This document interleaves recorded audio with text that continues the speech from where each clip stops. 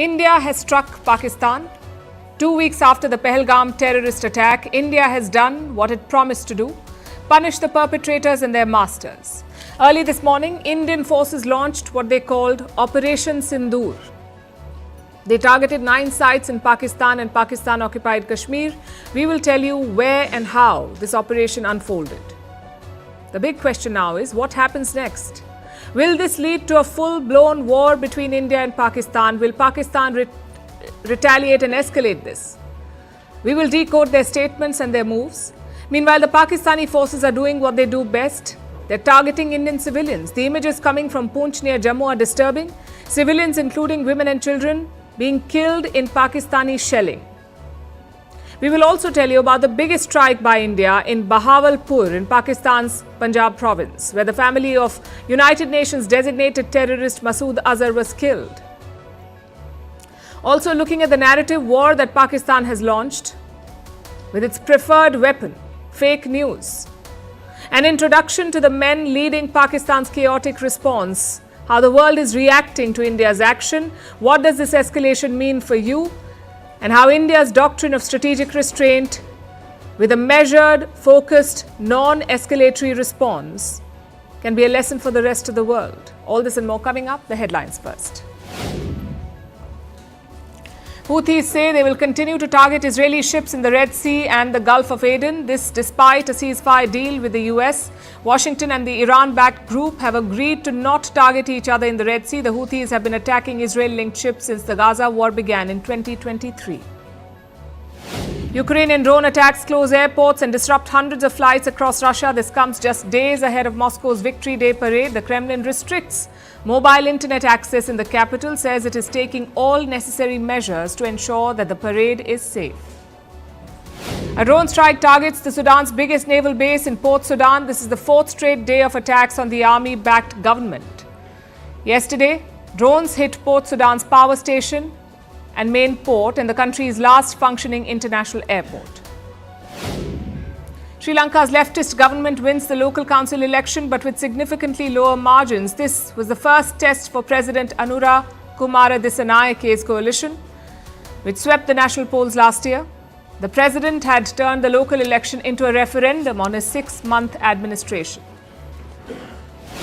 Catholic cardinals to begin casting their votes for a new pope. 133 cardinal electors are taking part in the largest ever conclave to pick Pope Francis's successor.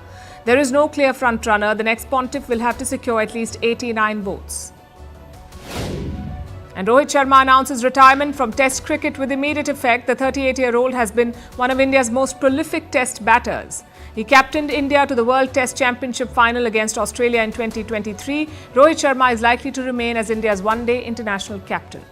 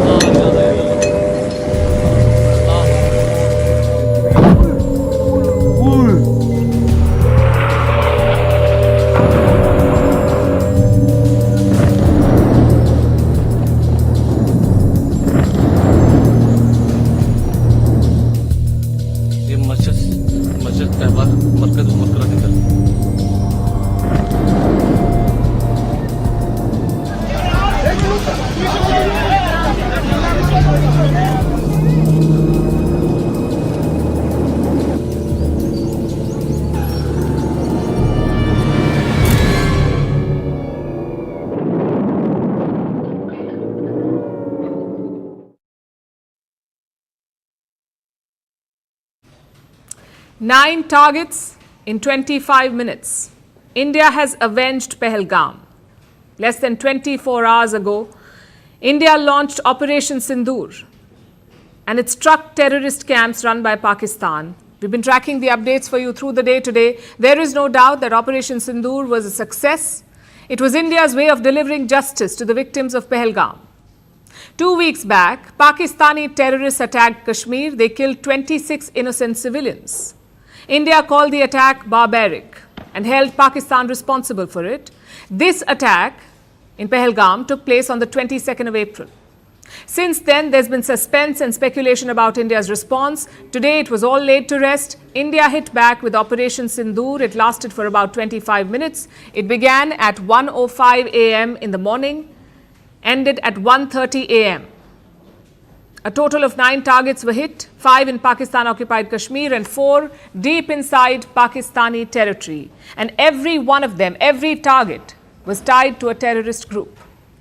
Earlier this morning, as you would be aware, India exercised its right to respond and preempt as well as deter more such cross-border attacks. These actions were measured, non-escalatory, proportionate, and responsible. They focused on dismantling the terrorist infrastructure and disabling terrorists likely to be sent across to India.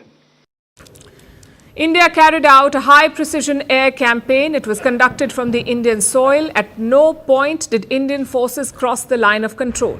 The de facto border between India and Pakistan, that is the line of control, LOC. Indian forces did not cross it. They launched all strikes from Indian territory. Now, here's what we know about the targets. Target number 1, the Savai Nala camp. It's near Muzaffarabad city in Pakistan-occupied Kashmir, just 30 kilometers from the line of control. This facility belongs to the Lashkar-e-Taiba. It is significant because the Lashkar is the parent body of TRF, the resistance front, the group that carried out the Pahalgam attack. In fact, those attackers could have been trained here at the same Savai Nala camp. Target number 2, the Sayyid Na Bilal camp. Again, in Pakistan-occupied Kashmir, this was a Jaish-e-Mohammed stronghold. It specialized in weapons, explosives and jungle warfare. Target number 3, the Gulpur camp, based in a city called Kotli in POK. This is another Lashkar facility, a terrorist training center. Target number 4, the Barnala camp. This is in a town called Bhimber in Pakistan-occupied Kashmir. This was just 9 kilometers from the line of control.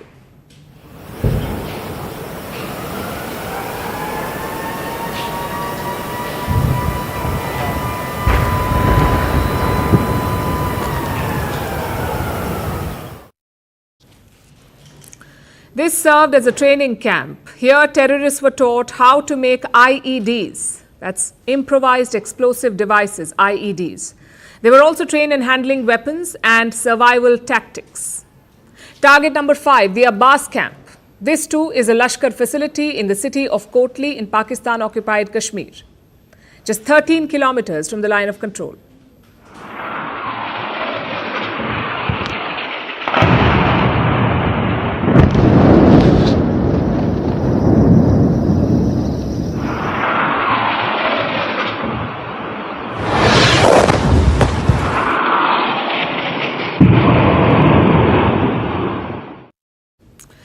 Here, the Lashkar-e-Taiba could train 15 suicide commandos at a time. Target number 6, the Sarjal camp in Sialkot. Sialkot is one of the most populous cities of Pakistan's Punjab province. This camp was a high-value target because it was just 6 kilometers away from the international border.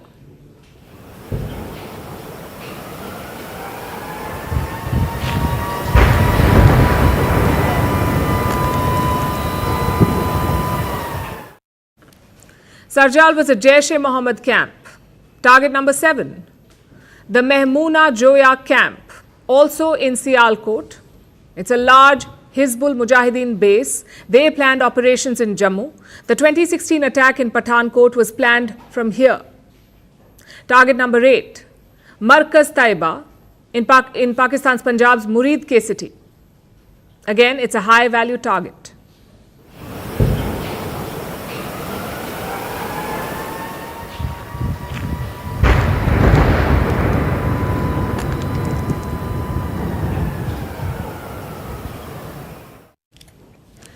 This is the headquarters of the Lashkar-e-Taiba. Terrorists like Ajmal Kasab and David Headley were trained here. These were the men behind the 26/11 attacks in Mumbai in 2008. And finally, target number 9, Markaz Subhanallah in Bahawalpur, another city in Pakistan's Punjab province. This is the farthest target that India has hit in this operation. Bahawalpur is the operational center of Jaish-e-Mohammed. It lies nearly 100 kilometers from the border. It serves as a hub for indoctrination, training and recruitment of suicide bombers. This was India's final target, also the biggest, and it caused significant damage. 10 members of Masood Azhar's family were killed in the Indian strikes. Masood Azhar is a UN-designated terrorist. Each strike by the Indian forces was precise and each one was backed by hard evidence. India says this was a measured and non-escalatory operation. Those were the words that the Indian statement used, measured and non-escalatory. It wasn't a move to start a war, it was a move to send a message. It was deemed essential that the perpetrators and planners of the 22nd April attack be brought to justice. Despite a fortnight having passed since the attacks, there has been no demonstrable step from Pakistan to take action against the terrorist infrastructure on its territory or on territory under its control. Instead, all it has indulged in are denials and allegations.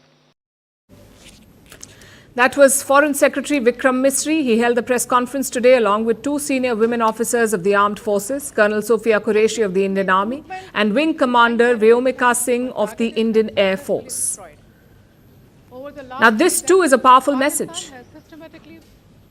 This press conference, a Kashmiri, that is Vikram Misri, and two women officers, including one Muslim officer and one Sikh, telling the world about India's response to Pakistani terror.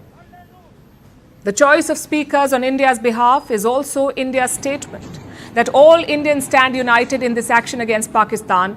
They walked through the entire operation, target by target, frame by frame. The Muridke town is home to Hafiz Saeed, the mastermind of the 26/11 Mumbai attacks, also the man behind the Pahalgam attack, because he leads the Lashkar-e-Taiba, which is the parent outfit of the TRF, the resistance front. In fact, Foreign Secretary Vikram Misri confirmed during this press statement, yes, India has raised this before the United Nations. Pakistan tried to suppress references to the TRF on multiple occasions, and now India says that those links have been proven.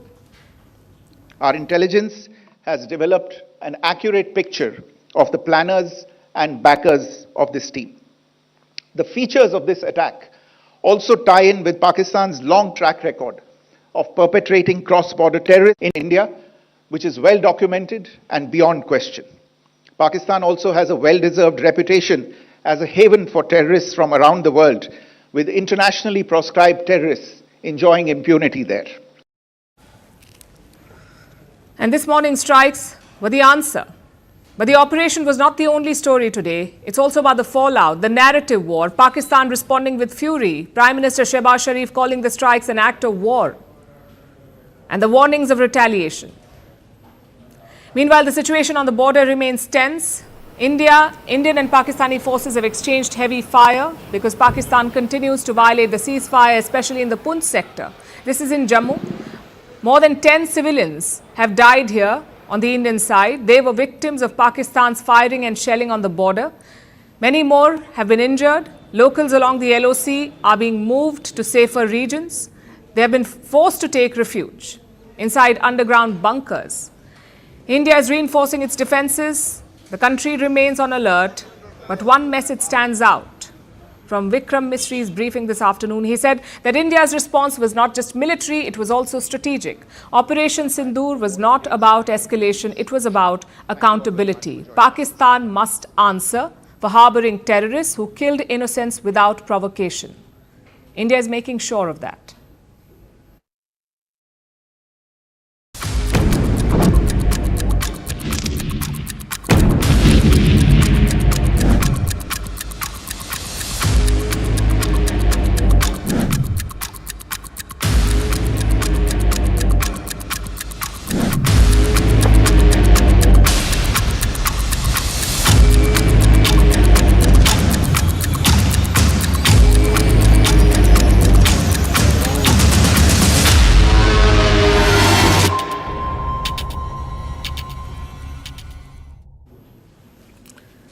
The biggest question of the hour is this: what happens next?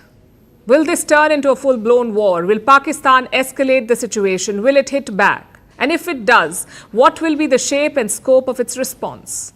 Through the day today, we've seen a lot of statements, we've seen a lot of hints from the other side, and we've been tracking every word closely. There's some contradiction and confusion, but they've not taken a clear off-ramp. This afternoon, the Pakistani Prime Minister stood before his parliament. His name is Shehbaz Sharif, the Pakistani PM. He was supposed to project strength. Instead, he sounded what Gen Z would call delusional. Shehbaz Sharif said, and listen to this, 80 Indian aircraft took part in the strikes, 80 Indian aircraft. 5 of them were shot down by Pakistan. That shows how war-ready Islamabad is. In fact, let's have it from the horse's mouth. और पाकिस्तान के उकाब मुकम्मल तौर पर तैयारी में थे और हमारे जहाज़ों ने पाकिस्तान की सरहदों को अबूर नहीं किया। जनाब स्पीकर, जो ही हिंदुस्तान के जहाज़ों ने पेलोड उन्होंने रिलीज किया, हमारे उकाब झपटे और आनन फानन 5 जहाज जिनमें 3 राफेल हैं उनको मार कराया और उनको ऊंधे मुंह वो कश्मीर पर जाकर गिरे, बठिंडा में जाके गिरे। Let that sink in for a moment. India targeted 9 terror camps deep inside Pakistan. The Pakistanis say 26 people were killed in the Indian action, which is an interesting figure to quote, by the way. It's the exact number of civilians that they killed in Pahalgam.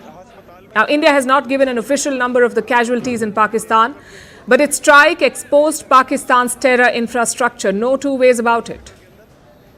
Yet, in their Prime Minister's mind, they have secured a win. He calls it a military success for the Pakistan army. माजी की तरह छुपकर पाकिस्तान के ऊपर हमला करने की नापाक कोशिश की, लेकिन अल्लाह ताला के बेपाया फजल करम से पाकिस्तान के 24 करोड़ अवाम की दुआओं से हमारी बहादुर और दलेर अफवाज पाकिस्तान ने हिंदुस्तान के इस मकरूह हमले का मुंह तोड़ जवाब देकर उस तारीक रात को चांदनी रात बना दिया। That was the Prime Minister of Pakistan. Now let's look at the statement from their Defence Minister. His name is Khwaja Asif. He's this close to making a record for U-turns and foot-in-mouth moments. Today he said that Pakistan is ready to refrain from any further military action, meaning they won't hit back. But of course he has one condition, that India should halt its military operations. Sounds like a plan, but it's riddled with holes, because Khwaja Asif is not exactly Pakistan's voice of reason. He's walked back more statements than he stood by. So take his words with not just a pinch of salt, take the whole salt mine.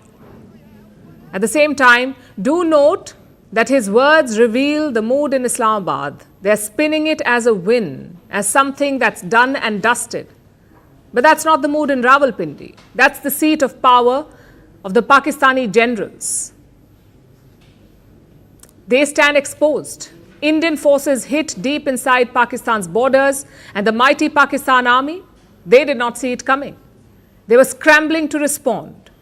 So for the military, this is a bruise to their ego. I've said before, we had an apprehension that India will attack. Pakistan has never struck first, but we have the right to self-defense.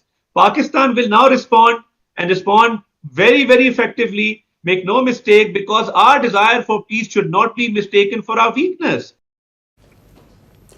The army says Pakistan has the right to respond. It was mentioned in their national security statement. In fact, let me quote from it. The armed forces of Pakistan have duly been authorized to undertake corresponding actions in this regard. In simpler words, the army has the permission to strike, which is a bit of a joke because this is Pakistan. Here the army gives all permissions. Rawalpindi controls all of Pakistan. This is a military state doppelganging as a democracy. Yet the army needs permission. Is Pakistan cracking a joke or just cracking under pressure? That's something that they should ponder upon. As for India, it is not waiting for Pakistan to figure out their next move. India is already a step ahead. It is engaging with its global partners. The Foreign Secretary has briefed 13 countries. The Foreign Minister has called his counterparts in Germany, Spain, France and Japan. India's National Security Advisor Ajit Doval has spoken to almost 10 countries, and one name stands out in this list: China. Ajit Doval spoke to Chinese Foreign Minister Wang Yi. His message was quite simple. India does not want to escalate, but if Pakistan does, India is well prepared to retaliate. Now, why did Doval say this to Beijing? Because China and Pakistan call themselves iron brothers. So who better to pass on the message? Also, if Pakistan won't listen to reason, it will listen to its lenders and masters. As things stand, it's hard to gauge the response. Will they hit back? Maybe, maybe not. I guess the real question at the moment is, can they hit back? Are they in a position to mount an effective response? We ask because there's widespread panic across Pakistan. Schools and colleges are closed, hospitals are on high alert, rescue teams are on standby, flights are avoiding its airspace. The Lahore airport has been shut. The Pakistan stock market plunged at opening today. All of these are not signs of a nation prepared for war. Pakistan may say that it has the right to respond, but rights do not win wars. Readiness does. And right now, Pakistan looks more rattled than ready.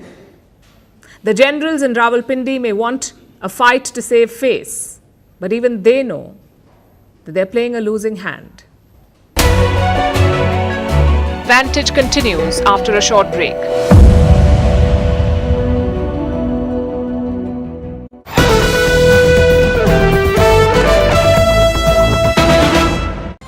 For the funeral of those who are found in these terror markazes. It's all people in uniform. BSF Rangers, local police, Pak Army, they are all present there along with local politicians and mullahs. Top government sources are pointing at this, Group Captain MJ Vinod and viewers, and saying if military personnel and netas are attending the funeral of jihadis, what bigger proof that all of this is state-backed? Absolutely. I don't think we have any doubt on that.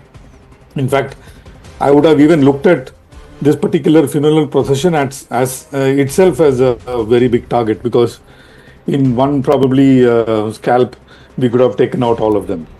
Anyway, be that as it may, the point is, Anand, we still have viable targets in Pakistan. For retribution, what target does Pakistan have? Actually, there's nothing. I think they should be thankful to India that we cleaned up a little bit of trash which they wanted to and they couldn't.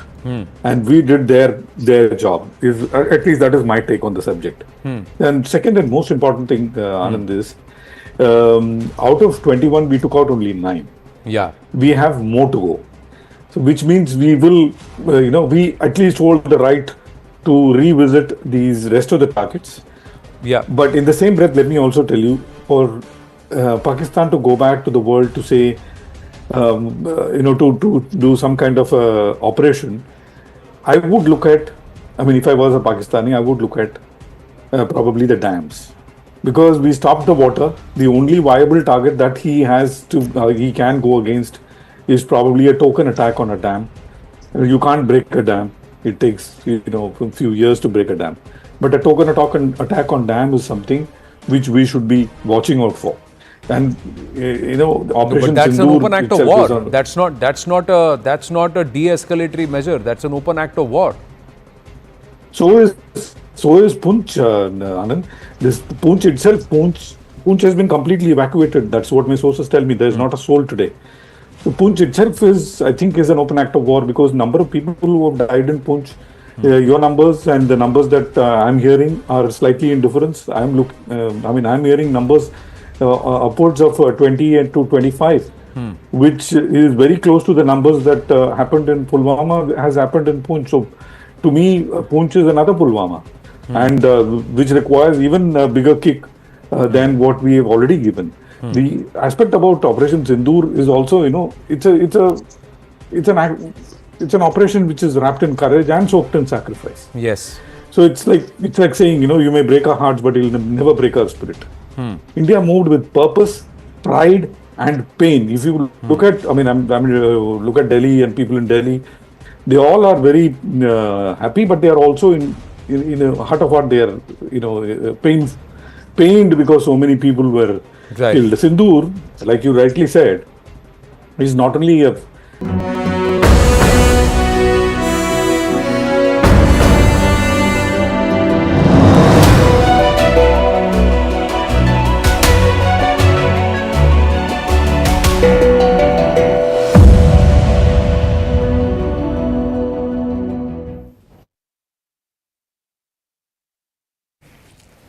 India's Operation Sindoor was against terror camps in Pakistan. Islamabad says it will respond to what? That is the question. Because India does not harbour terrorists. So who is Pakistan planning to attack? If you're thinking the Indian military, you are wrong, I'm afraid. Pakistan is doing what it does best. It is attacking innocent civilians again. They have again violated the ceasefire agreement for the 13th consecutive day today. For 12 days, Pakistan used small arms. Today, they used artillery fire. Poonch and Rajouri have been targeted by the Pakistani army. These are two districts in the Jammu region. The Indian army is retaliating, but the Pakistan army is not striking Indian army positions. They are targeting only residential areas in India. At least 15 innocent Indians have been killed, including children and women. More than 50 have sustained injuries. Several houses have been destroyed. Even a Sikh Gurudwara was struck in Poonch. This is not a provocation. This is a desperate act by the Pakistani military. Their actions are not just reckless, they're inhumane. Jammu and Kashmir's local government is taking precaution. An emergency meeting was held today. Schools and colleges in some areas have been shut down. Civilians have been asked to stay indoors. A round-the-clock control room has been set up in Srinagar. This is to address public concerns and to coordinate emergency responses. If you're watching us from Jammu and Kashmir, do note the numbers on your screen in case you need assistance. Dial these numbers. The question is, why is Pakistan doing all of this? Why is their army shelling civilians in Poonch? First is deflection. India's Operation Sindoor has hit Pakistan where it hurts. Lashkar-e-Taiba and Jaish-e-Mohammed terror hubs were destroyed. These are groups backed by the Pakistani army. They were unable to defend against the Indian strikes. So they're resorting to artillery fire to save face. That's point one, deflection. The second point is desperation. Islamabad knows it cannot match India's firepower, so it falls back to its old playbook. Cross-border attacks on civilians to stoke tensions. But let's also talk consequences. Global outrage is missing. The West wants stability in the region. But they turn a blind eye when Pakistan provokes. If India chooses to retaliate, the West is the first to push for truce. But Pakistan's ceasefire violations will not go unanswered. India is more than capable of responding to Pakistan, and that too in kind. Pakistan can choose to violate the ceasefire, but they cannot choose the consequences. For now, the Indian army is responding with heavy guns. Civilians in Poonch have been asked to limit their movement. Their safety is the top priority. At the same time, India is not taking any chances. Other regions have been on alert too. Nationwide mock drills were conducted today. Civilians were taught about multiple scenarios, like incoming air raids, blackout procedures, urban fire emergencies, and casualty evacuations. The drills were held in 244 districts across India. We have 800 districts in this country. The mock drills were held in 244 in cities like Delhi, Mumbai, Kolkata, Chennai, and Bengaluru. Civilian safety drills were also held at religious sites, particularly in the state of Uttar Pradesh, at the Ram Mandir in Ayodhya, and the Kashi Vishwanath temple in Varanasi. This is because of the high number of devotees at these temples. So India is preparing for all scenarios. For now, the real threat is on the line of control. Pakistan continues to attack civilians. Like a responsible nation, India is only retaliating, not escalating. The Indian army is showing professionalism and restraint. But if Pakistan continues on this trajectory, they will learn the true cost of peace delivered by the Indian armed forces.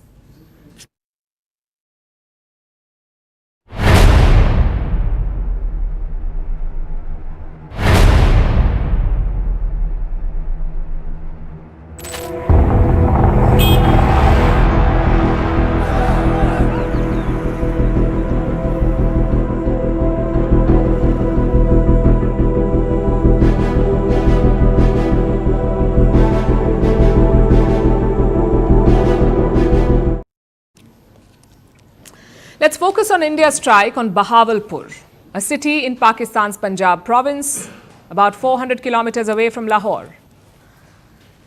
Bahawalpur was struck multiple times. The target, the headquarters of Jaish-e-Mohammed, or JEM.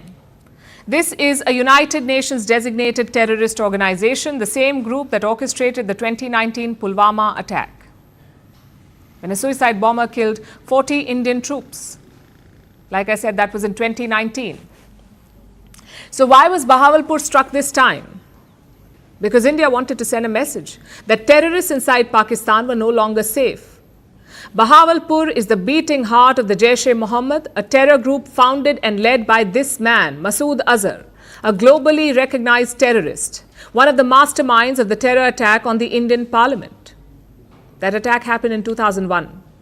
The Jaish-e-Mohammed headquarters in Bahawalpur was no secret. This morning, Indian jets took out the terror infrastructure. At least 2 sites were bombed. First was Kausar Colony. This is in the northwestern part of the city. And the second was Raman. This is in the western outskirts of Bahawalpur. The main target was the one in Raman, the Markaz Jamia Masjid Subhan Allah complex. That was the target. The Markaz Jamia Masjid Subhan Allah complex, the main headquarters of the Jaish-e-Mohammed. This is where terrorists are recruited, indoctrinated and trained, or were. Masood Azhar, the Jaish-e-Mohammed chief, lives there under state protection. He has made several anti-India speeches from this very masjid. He is protected by the Pakistani army. But they could not do much this time. Indian jets struck the Jaish-e-Mohammed headquarters. 10 family members of Masood Azhar were killed, along with 4 of his close associates. The Jaish-e-Mohammed has confirmed this. For years, Masood Azhar was responsible for the deaths of innocent Indians. Today, he paid the price for years of terrorism. Let's also talk about the nature of the strike. Indian intelligence agencies first did their homework. Satellite imagery was collated. Ground-level intelligence was collected. Then the coordinates were shared with the Indian Air Force. The objective was clear: destroy Jaish-e-Mohammed terror facilities and limit any collateral damage. This morning, New Delhi responded, not out of aggression, but out of necessity. Indian Air Force jets fired advanced missiles. They struck with pinpoint accuracy. The Jaish-e-Mohammed headquarters were destroyed. Before and after visuals reveal the intensity of the Indian strike. Have a look.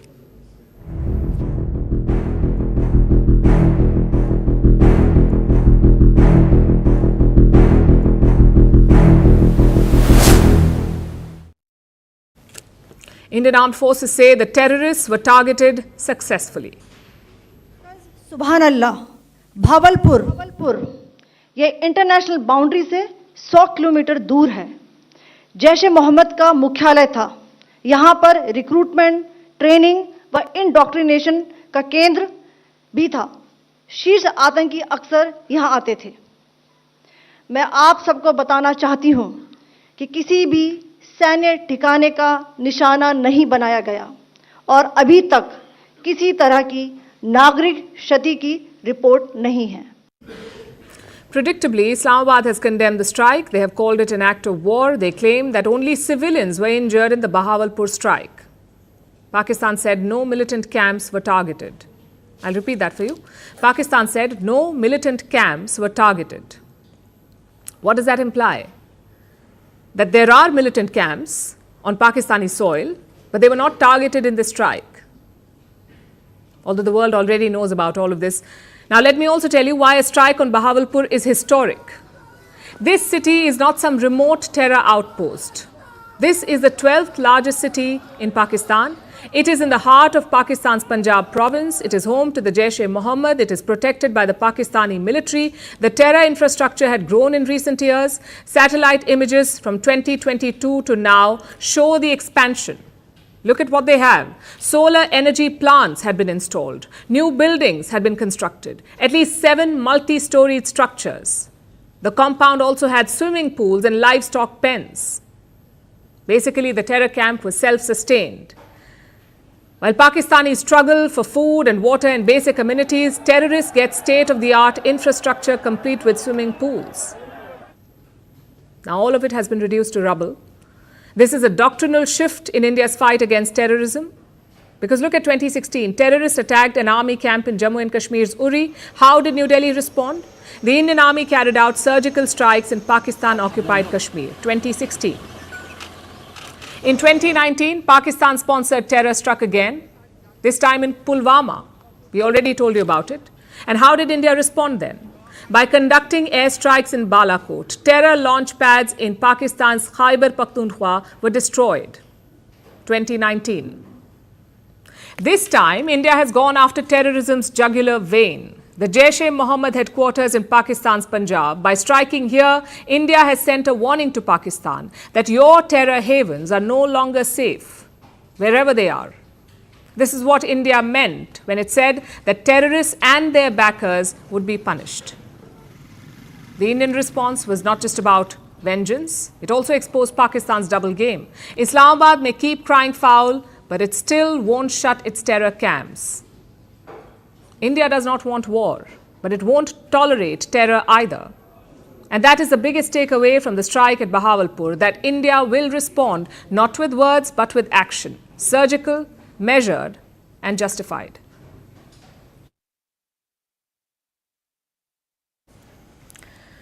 Today's wars are different. You don't just fight on land, air, and water. You also fight online. You don't just fight soldiers and aircraft. You also fight fake news. And this conflict is no different. Pakistan is waging a war on social media. They're flooding platforms with fake news and biased narratives. Their goal? To demoralize Indian forces, to sow doubt in the minds of Indians. Tonight, we'll expose this Pakistani campaign. Let's start with pictures shared by pro-Pakistani handles. All of them show a crashed fighter jet. They claim it's an Indian Rafale. The fact is, this picture is from 2021.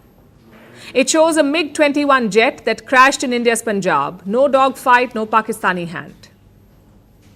Here's another picture of a supposed Rafale on fire. Pakistani handles say it was shot down near Bahawalpur. Again, this is fake. This picture is from September 2024. It shows a MiG fighter jet crashed in Rajasthan. And these are not just posted by random handles. Pakistani media is actively amplifying it. Let me show you a report from GeoTV. It claims that India's brigade headquarters were targeted. Videos also show a building on fire. Again, absolutely false. No Indian brigade headquarters was attacked. Let me also show you another example. This is a video that shows a raging inferno. And what is the claim? That it shows an attack on Srinagar Air Base. Once again, this is fake. This video dates back to 2024. It shows sectarian violence in Khyber Pakhtunkhwa in Pakistan. How about that? Pakistan is passing off its own violence as an attack on India. And finally, one more video that we have for you. This one is being called a Pakistani missile strike on India. It shows a raging fire and plumes of smoke. A raging fire and plumes of smoke. Just one problem though. This wasn't a missile strike on India. This is from the Beirut explosion of 2020. And these are just some examples that we've put together. You've got hundreds of Pakistani propaganda handles, all of them peddling fake news.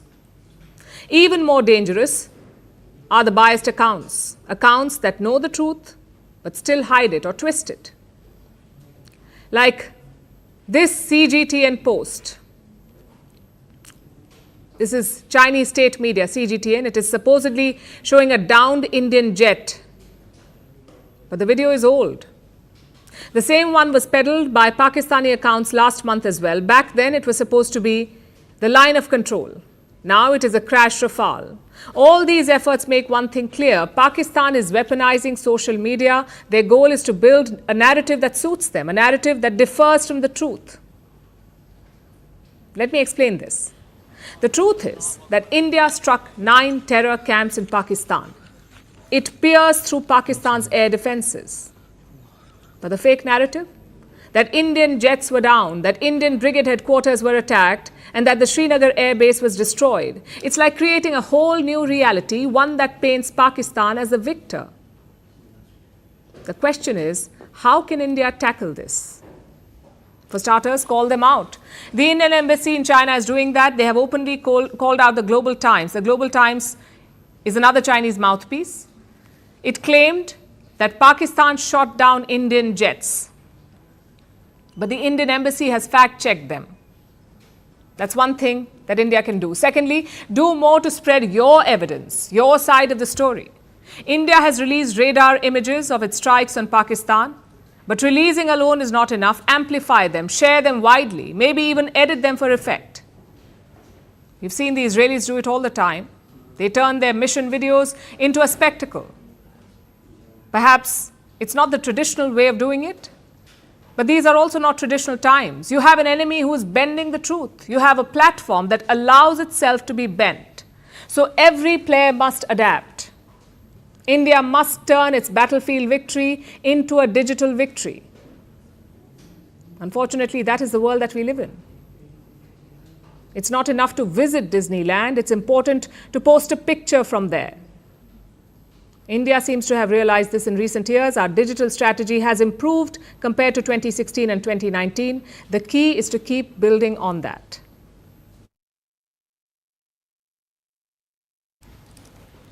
Our next story takes you behind the curtains of the stage that is Pakistan. 4 men stand on it. Each plays a very different role. The first is Asim Munir, the general with absolute power. Then there's Shehbaz Sharif, the Prime Minister who speaks of peace but doesn't hold the reins. Then there's the Defence Minister, Khwaja Asif, blunt, unpredictable and always ready to provoke.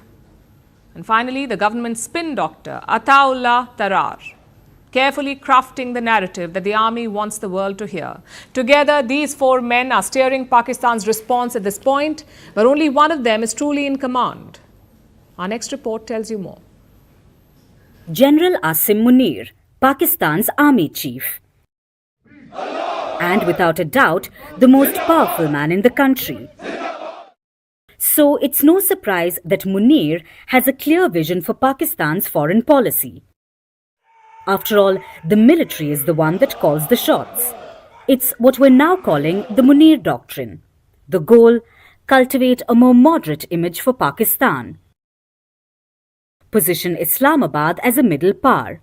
Focus on geo-economic development as a core priority. But the Munir Doctrine had a far more ambitious agenda.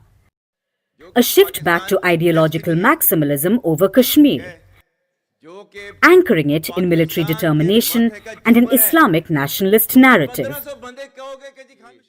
Just days before the Pahalgam attack, Munir referred to Kashmir as Pakistan's jugular vein.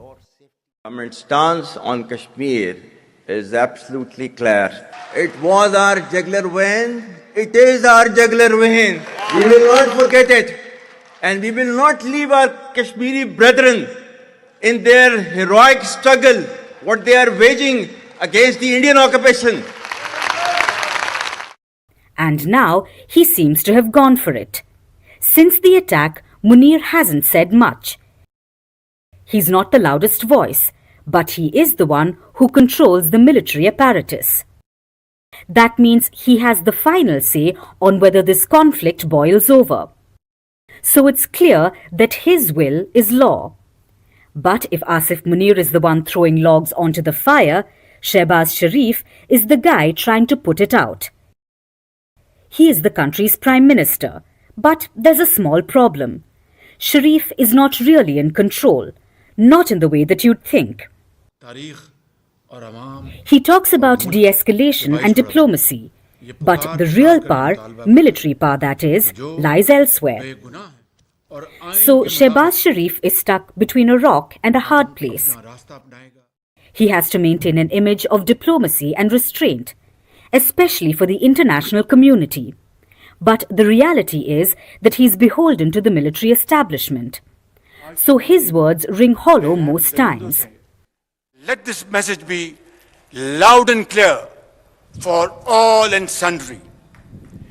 Peace is our preference, but must not be construed as our weakness.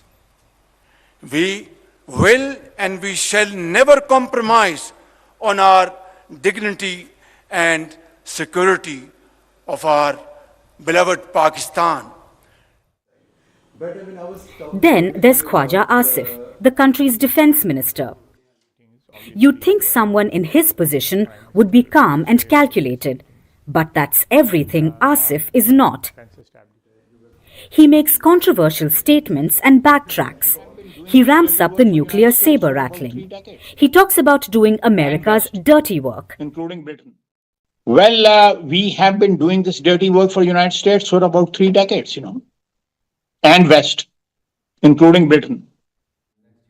But it's not just hot air. Khwaja Asif has a way of pushing Pakistan's rhetoric to the edge. And last, there's a new face making his mark. Ataullah Tarar, Pakistan's information minister. Think of him as the one who makes sure the narrative stays on course. At least the narrative the army wants you to hear. He plays the role of the apologist for the Pakistani state, trying to paint Pakistan as the victim no matter what happens. Tarar's job is to control the flow of information, and let's just say he's got a knack for it. After all, he was the one who took journalists on a junket to the LOC. Why?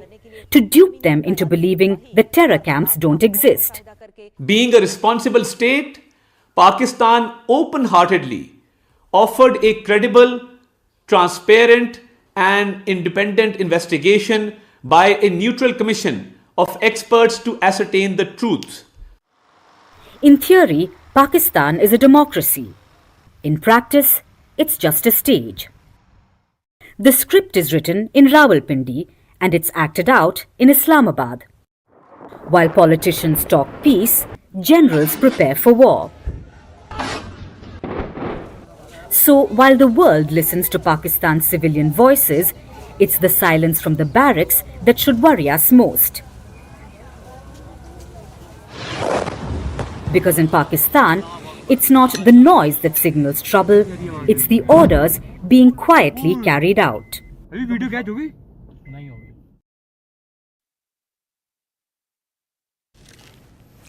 What happens when tensions escalate between two nuclear neighbors?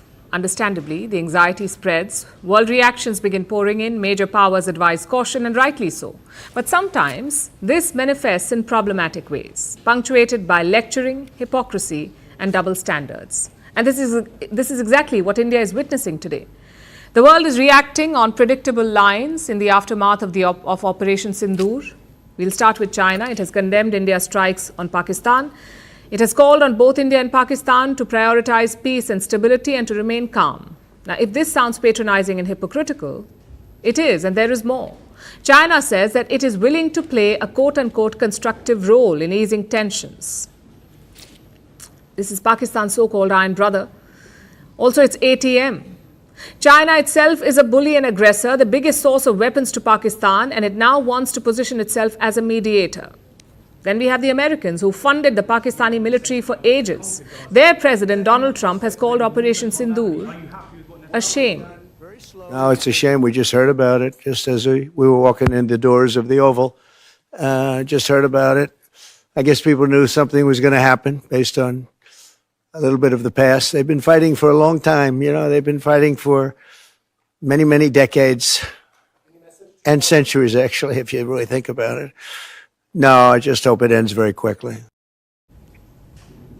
Shortly after this, Marco Rubio reacted. He is the US Secretary of State, their foreign minister basically, and he said that the US will, and I'm quoting, continue to engage both Indian and Pakistani leadership towards a peaceful resolution. The UK has said that it stands ready to help out. Their foreign secretary reached out to India and Pakistan. He says, and I'm quoting again, if this escalates further, nobody wins. British Prime Minister Keir Starmer said both parties must engage in dialogue. That's basically the tone of most statements. And why is this a problem? For two reasons. First, the unabashed insensitivity of the West. If terrorists attack civilians in London, they're shot dead. If terrorists attack New York, they're hunted down. The Americans will happily raise an entire country in the process. But if there is a terror attack in Kashmir, dialogue should magically result in a peaceful resolution. Well, India wants peace too, which is why it is going after terrorist camps. The West should in fact thank us. But in a puzzling turn of events, even Afghanistan's Taliban is giving the same resounding advice on peace. I have to say, it's a bit rich coming from them. Now to the second issue with these statements. They put the onus of peace equally on India and Pakistan, which is a flawed approach, because one is an aggressor and promoter of terrorism. The other is reacting to a provocation and dismantling terror camps.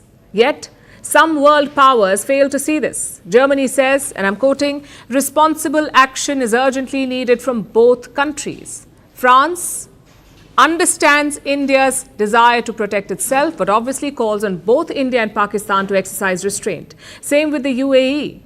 And some parties have even flipped the script, like Turkey. They have called on both parties to act with quote-unquote common sense.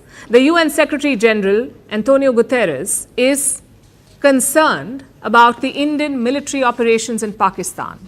He says, and I'm quoting, that the world cannot afford a military confrontation between India and Pakistan. Well, that may be true. We are all concerned, in fact. But we are also clear-eyed. We know exactly what triggered the tensions. It was Pakistan's terrorism. So expressing concern about India's response is counterproductive. If anything, India is promoting the cause of peace by eliminating terrorists. So the onus of de-escalation should be on Pakistan. Thankfully, India also has strong partners who do not shy away from calling out Pakistani terrorism. Israel, for one, has called Operation Sindoor an act of self-defense by India. Their ambassador to India says that terrorists should know there is no place to hide from their heinous crimes. And that pretty much sums it up. Pakistan is a terror state. It is a global threat. The world has not been able to stop it. But when India witnesses bloodshed on its soil and New Delhi reacts, suddenly it all becomes too easy to lecture and to dish out the templated both countries spiel. Vantage continues after a short break.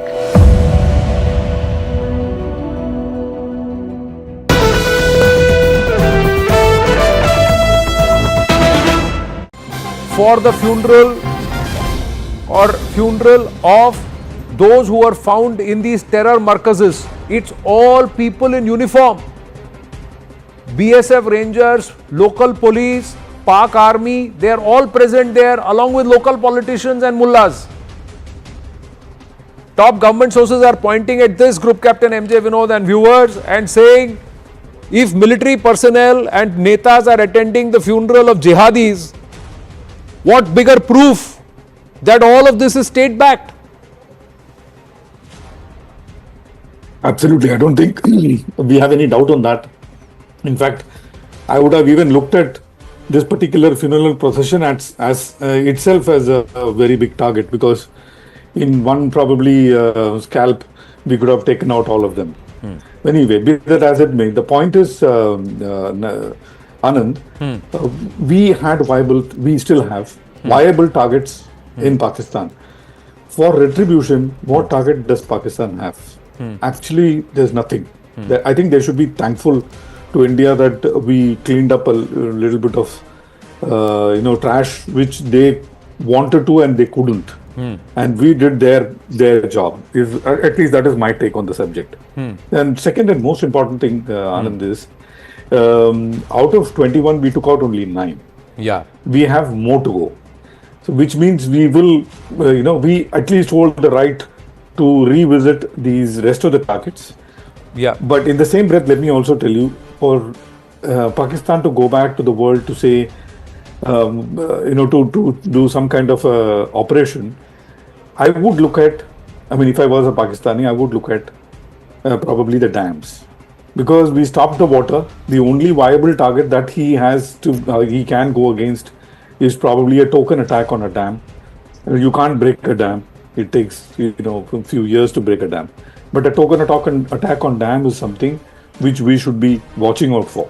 And Operation but that's Sindoor an open act of war. That's not a de-escalatory measure. That's an open act of war. So is Poonch, Anand. This Poonch itself, Poonch has been completely evacuated. That's what my sources tell me. There is not a soul today. So Poonch itself is an open act of war, because number of people who have died in Poonch, your numbers and the numbers that I'm hearing are slightly in difference. I'm hearing numbers upwards of 20 and to 25, which is very close to the numbers that happened in Pulwama has happened in Poonch. So to me, Poonch is another Pulwama, and which requires even a bigger kick than what we have already given. The aspect about Operation Sindoor is also, it's an operation which is wrapped in courage and soaked in sacrifice. Yes. So it's like saying, you may break our hearts, but you'll never break our spirit. India.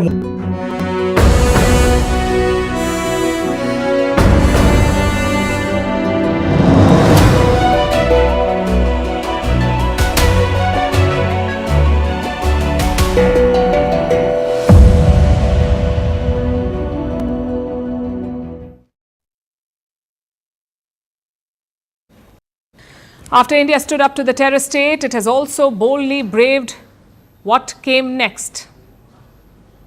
As the border remains hot, security preparations have been amped up. Residents living near the line of control have been moved to safer locations. Schools and colleges have been shut along the national border in Jammu, Punjab and Rajasthan. Today, flight operations were severely disrupted. At least 18 airports have been temporarily shut. Meanwhile, despite escalating tensions, the markets in India, the stock markets, ended on a flat note. Although the same cannot be said about Pakistan. Our next report tells you more. Amid escalating tensions with Pakistan, from air travel to markets, there is a massive ripple effect. But India remains prepared to brave the impact of this fallout. As the border remains hot, the Border Security Force has remained on high alert. Residents living near the line of control have been moved. They are being housed in safer locations. In the wake of tensions, several schools and colleges have been shut. This is in districts along the national border in Jammu, Punjab and Rajasthan. They have remained closed today. In some places like Pathankot in Punjab, schools will remain closed for 72 hours. Throughout the day, flight operations were severely disrupted. Around 140 flights were cancelled to and from the Delhi airport alone. In total, more than 200 flights have been cancelled across northern and western India. Air India, Indigo, SpiceJet, Akasa Air and a few foreign airlines have cancelled their services to and from various airports. Many airlines, including Indigo and Air India, are offering waivers on rescheduling charges or full refunds to affected passengers. Meanwhile, at least 18 airports have been temporarily shut. This includes airports in Leh, Srinagar, Jammu, Amritsar, Chandigarh, Jodhpur, Jaisalmer and many other places. Civilian flights in these parts have been suspended. Authorities say that operations will restart on Saturday morning. When India struck Pakistan, some international flights had to change course. And after the strike, almost all foreign airlines stopped flying over Pakistani airspace, which means that many flights are taking a longer time en route. For instance, the Dutch carrier KLM says that its Amsterdam flight to Delhi will take 1 hour longer and its flight to Mumbai 1 hour and 15 minutes longer. The markets have also braved the impact of India's courageous response. The Indian stock market ended the session today on a flat note. The Sensex closed near the 80,800 mark. Meanwhile, the Nifty finished just above 24,200. On the other hand, the Pakistan Stock Exchange remained in the red. Its flagship, the KSE 100 index, plunged 3,559 points to close 3.3% lower at 1,10,009. If this isn't a clear marker of the scenario, then what is? As terror state Pakistan threatens the world, it also poses a danger to itself and its already crumbling economy, as India remains steadfast in boldly battling what comes next.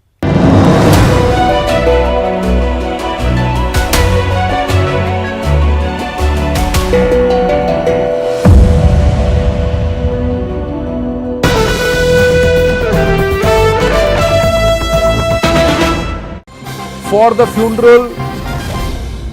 funeral of those who were found in these terror markazes, it's all people in uniform. BSF Rangers, local police, Pak Army, they are all present there along with local politicians and mullahs. Top government sources are pointing at this, Group Captain MJ Vinod and viewers, and saying if military personnel and netas are attending the funeral of jihadis, what bigger proof that all of this is state-backed? Absolutely. I don't think we have any doubt on that. In fact, I would have even looked at this particular funeral procession as itself as a very big target, because in one probably scalp, we could have taken out all of them. Anyway, be that as it may, the point is, Anand, we still have viable targets in Pakistan. For retribution, what target does Pakistan have? Actually, there's nothing. I think they should be thankful to India that we cleaned up a little bit of, trash which they wanted to and they couldn't. And we did their job. At least that is my take on the subject. And second and most important thing, Anand, is out of 21, we took out only 9. Yeah. We have more to go. So which means we will, we at least hold the right to revisit these rest of the targets. Yeah. But in the same breath, let me also tell you, for Pakistan to go back to the world to say, to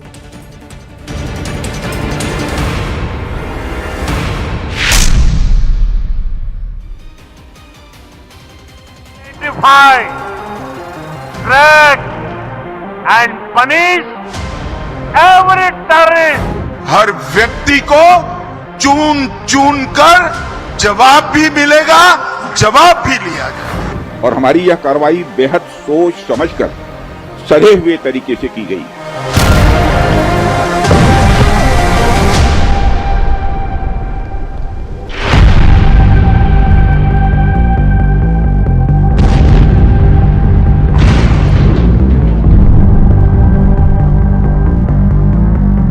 Located close to Lahore in Pakistan's Punjab province, serves as the headquarters of the Lashkar. The group operates from Markaz-e-Taiba. The Indian Army, through Operation Sindoor, has hit 9 targets.